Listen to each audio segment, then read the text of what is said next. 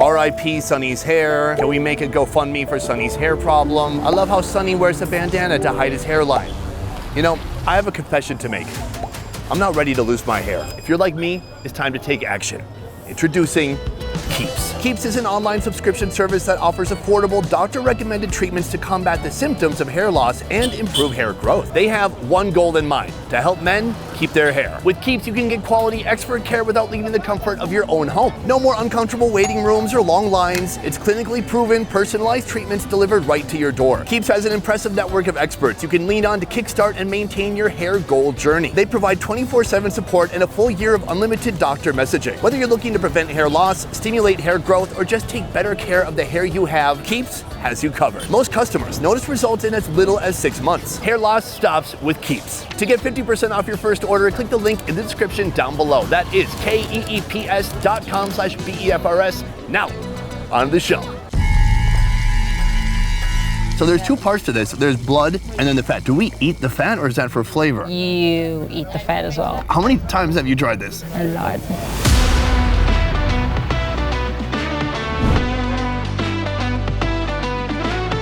Zimbabwe. It's a country I know nothing about. What the hell is this? Really? That's wild. But I'm about to get a crash course.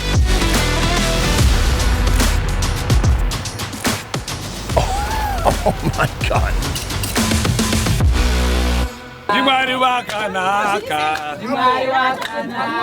Right now, I'm in the countryside, a couple hours from the capital. Gracia, a fan of the show, has invited me to a once-in-a-lifetime event. A celebration of life in honor of her late mother. This is super dangerous, right? It is. A day steeped in tradition, punctuated with alcohol, singing, and a lot of food. That's a lot of meat. And you've never seen food like this. I don't know if this cow shaved its legs though. Mine didn't. I'm on a mission to witness some of the most unique, intense flavors you'll find anywhere in Southern Africa. It's like life. Woo. It all starts here. I'm going away.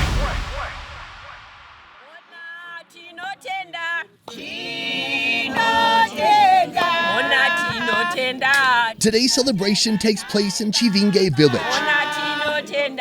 This is home to members of the Zimbabwe tribe, one of the 5 major branches of the Shona people who make up the largest ethnic group in Zimbabwe. So what are they doing right now? They are celebrating the cow that's just come into the house. It's a gift to my mother. Meet Gracia, BVUTE', a self-trained chef and local entrepreneur. She also enjoys my show enough to have invited me here today, where I'll witness family and community coming together to honor her late mother. And what's gonna happen next? They're gonna give thanks and then slaughter the cow. Get ready for the cooking and all that. So I see a cow and a goat. Yes. So they're both on the menu? They are, definitely. Oh wow, that's a lot of meat. Are there gonna be more people coming today? Just the villagers around definitely will hear the singing and the celebrations and they'll be curious, so they'll definitely come through and there's meat, so we're gonna have a lot of people there.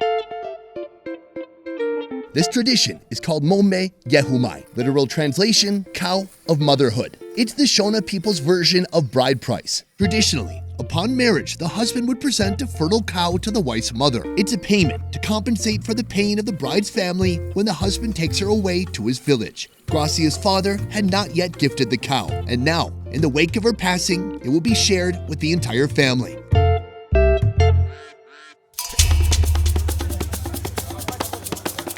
All right, so it's starting now. Okay, so they just slit the throat, and they're saving the blood. Are we gonna eat that? We're gonna enjoy that. I know I am. Are you? Yeah? Okay, great. They removed all the blood. What are they gonna do with that? They're gonna take out some of the fat from the cow and they use that to substitute the oil that you'd normally use, and they'll just like fry it and it turns into like ground beef. After the cow is dispatched, members of the community begin butchering. Each piece is dedicated to a certain member of the family. Some is given away, but much of it will be used for today's feast.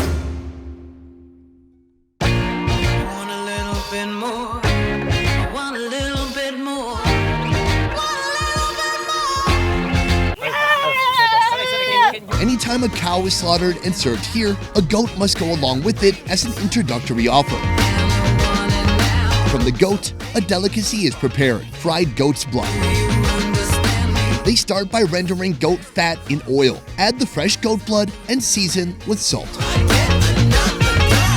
This could technically qualify for one of Rachel Ray's 30-minute meals. You'll know it's cooked when the blood becomes dark and solid. This is our introductory meal for the day. So this is goat blood, goat fat, and a little bit of oil, a little bit of salt. Yeah. And you know, I like that. I appreciate they didn't overspice it. I really want to taste the full flavor of the blood. So there's two parts to this. There's blood and then the fat. Do we eat the fat or is that for flavor? You eat the fat as well. I think we start with the blood. So the blood is almost boiled down to like a blood cake, but less of a cake and more of a crumble. Now it looks like liver. Yeah, it looks a little bit livery. So I'm gonna grab a couple of pieces here and just throw it back. Cheers. Cheers. Okay. Pretty good, man. Tastes better than I thought. Like liver with like onions. Right, sometimes it tastes like liver because both the blood and the liver have like the mineral taste. And so I could see why you'd say that. But I like the texture of it. It's like Wisconsin cheese curds, kind of, a little bit. But here, this this is the fat, and no one chopped it up. That's a lot. Okay, I'm just gonna try like. Yeah, rip off a piece. Yeah. Woo. All right. Ready? Cheers. I like the blood. I don't like the fat much. It's gummy, and I keep chewing, and nothing's happening. It's full of flavor, though, and I could see I've been drinking since 6 a.m., and I need some flavor and some salt to go with all the beer. This would be great.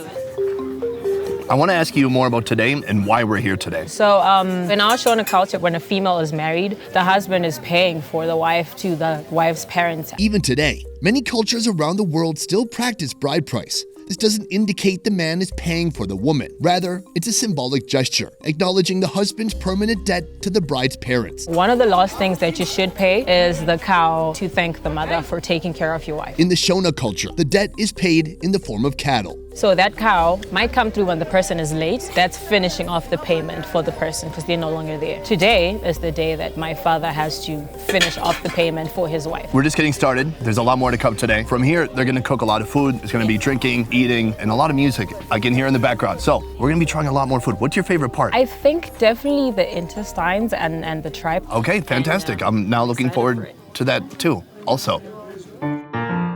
While it's customary everywhere to celebrate with food, you may have noticed here that alcohol has also made an appearance. My man, how's it going? Good, good. This is Richie, Gracia's uncle. What are you drinking? I'm drinking beer. Hey, that does not look like any beer I've seen before. It's white. This is a traditional Shona beer called Hua Hua. It looks and tastes nothing like beer. That's because it's usually made by fermenting corn or sorghum. Can I smell it? Smelling nice. Oh, it's so nice. Yeah. So there's a lot of people here and there's a lot of work. Who is drinking? Who is working? This one is drinking, and this one is drinking, and this one is drinking, this one is drinking. And then who does the work? Our wives. How many wives do you have? I've got one, but one is for my brother. I've got 4 brothers. Okay. Yeah, so there's 4 wives for my family.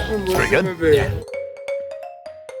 In this village, traditional gender roles are embraced. On this day in particular, women are in charge of the cooking and the men are in charge of slaughtering and, well, drinking. Lots and lots of drinking. All right, so the women cook, we drink. What? We. We. Well, I would like to drink too. Cheers. Yeah, cheers. It's very nice. Oh. It's really delicious. Yeah, it's really thick. It's sour. It's almost like vinegar and alcohol mixed. All right. Thank you so much for letting me try that. I feel a little buzzed, but I'm gonna drink some water. I think I'll be okay. Thank you. Preparations for the feast are underway. Right now they're making something called Saza. This is cornmeal mixed with water, and they just have to mix the heck out of it. Otherwise there's gonna be lumps and inconsistencies, so they have to keep it all the same kind of texture. It is a real labor of love here. You need some serious lat strength to pull this off. Do you need help? Do you wanna tap out? All right, he's good. Perfect. All right.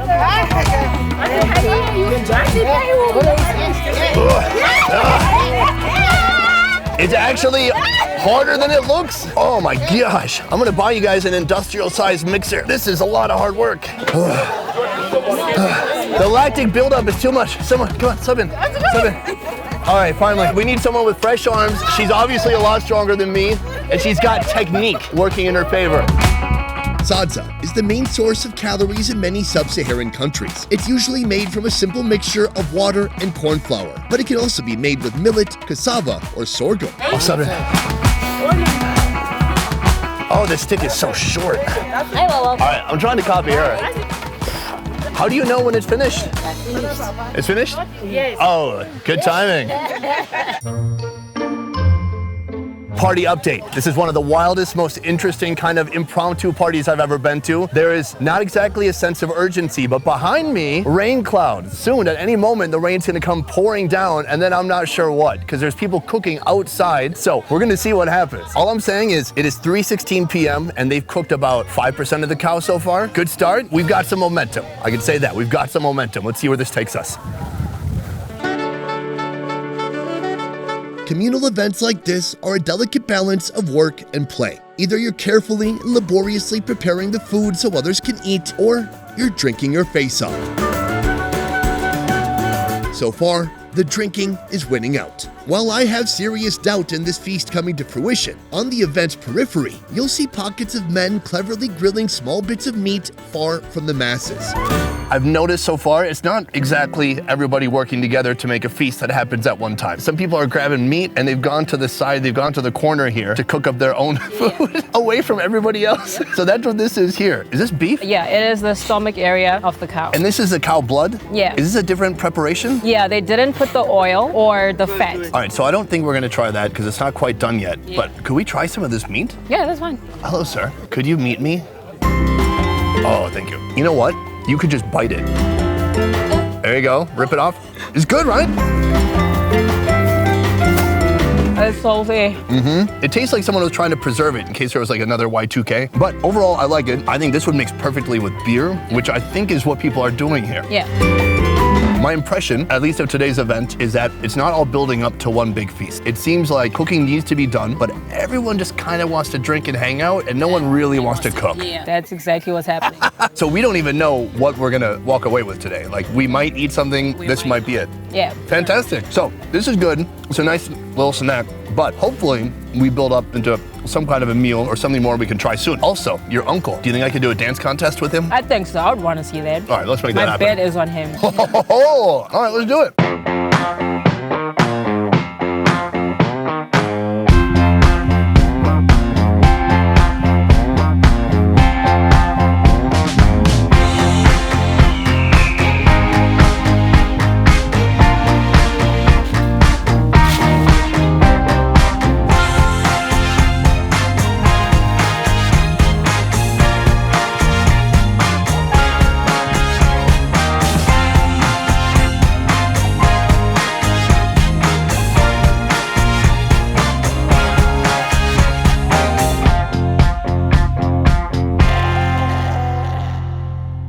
I cannot believe we haven't been rained out yet. I mean, I've just been seeing rain clouds everywhere, but they're going around us. The food gods are with us today. Everything's coming together here. They're starting to serve people up. So we have the Saza. I somewhat helped make that.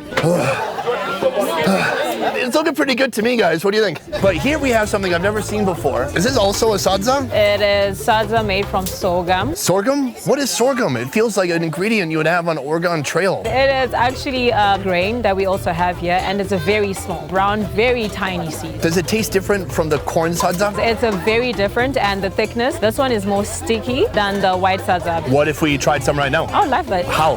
I'm going to plate one. In one spontaneous moment, this entire festive crowd becomes silent. This type of reaction could only be elicited from one individual, the village chief. Right now the chief is making a speech to the whole crowd here. I have no idea what he's saying.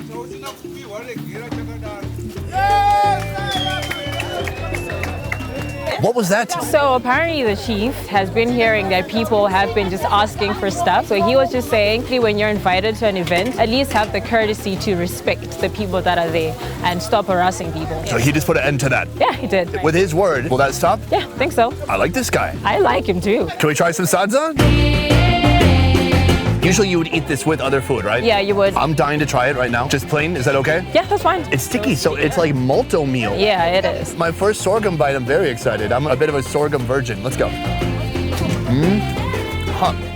Very fine and not much flavor at all. It makes sense, it's kind of a carbohydrate, and with that, you mix in all the different meats and the other foods. Yeah, and then the flavor really kicks in of everything else. So this is just like, rice tastes well. This is incredible. The rain is coming down.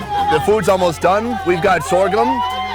We should go find a dry place to eat. Probably should. All right, let's do it.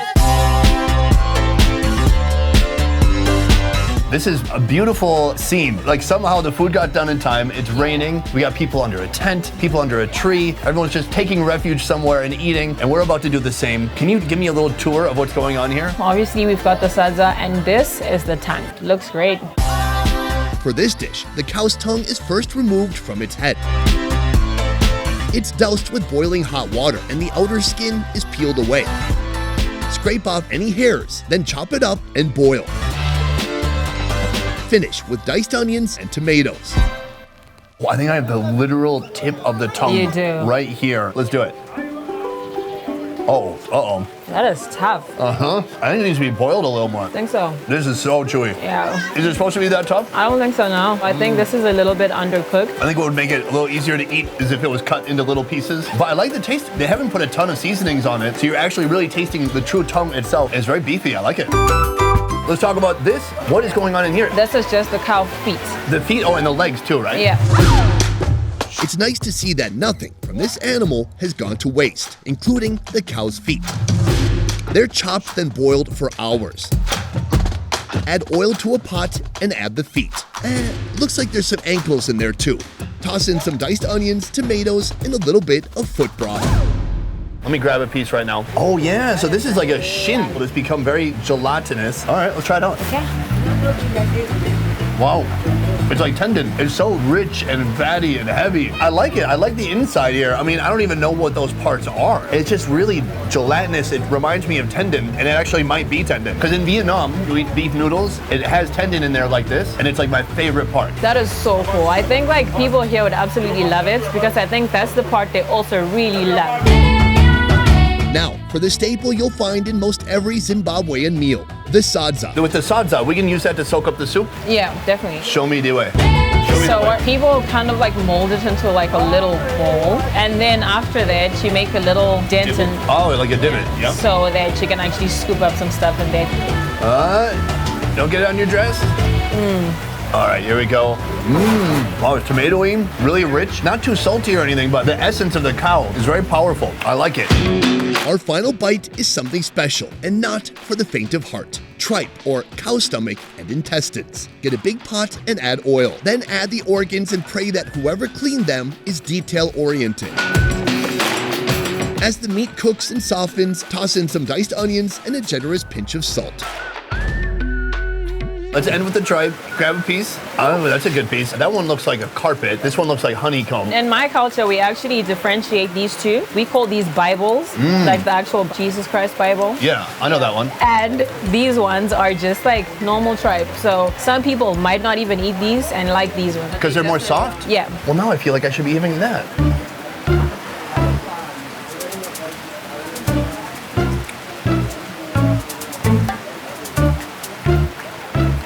How you doing? It's the same every time I eat these. It's like life. Woo. I gotta say, it's pretty good. The texture in your mouth is interesting because it's a little carpety. It smells gamey, but then the flavor is just rich, fatty. You can taste the tomatoes and onions from the broth. I like it. This was delicious, super unique, and just an incredible experience to be a part of. I'm so appreciative that you invited us here today, because usually we fake these things and we pretend there's an event, but there's not. But this is really an event. Did today go how you expected it would? It's been a great experience, and like also having you here is amazing. I really love how you have been blending into our culture and appreciating every step and wanting to learn. Like that's been amazing for me as well. Same for me. It's not hard to blend in. I also love to drink, and so these are my people. Wait, does that sound bad? Best Ever Food Review Show is a small team of independent creators, and everything we do here works because of you guys. Click the link in our description to join our Patreon and receive exclusive benefits. A peace. What's he doing? I don't know. Are these people drunk? I think they're just drunk. What are they doing? Oh, they're just being goofballs for the camera. Why do we keep doing these scenes by the fire? That's where all the action is. Are you getting a cool rain effect in the front? This morning, what time was your first drink? It's around 7:30. And what time did you wake up? I wake up at 5:30. Okay. 5:30. Then that's pretty And good. I started to smoke daka. What is Donka? Daka is marijuana. Oh, marijuana, I've heard of that. Boom, that is the end of our video. It is raining and we did it. Our first video here in Zimbabwe. Yeah. A huge thank you to you for inviting me. You can follow Gracia on Instagram. Right here is her little like the name of it. Type it in. Are you typing it in into Instagram? That's her. Hit follow. Gentlemen, polite DMs only. Huge thank you to you. Thank you so much for this opportunity, and it's lovely. A dream come true for me. Me too. That's it for this one, guys. Thank you so much for watching. I will see you next time. Peace. Oh, you watched the videos to the end. That's pretty good.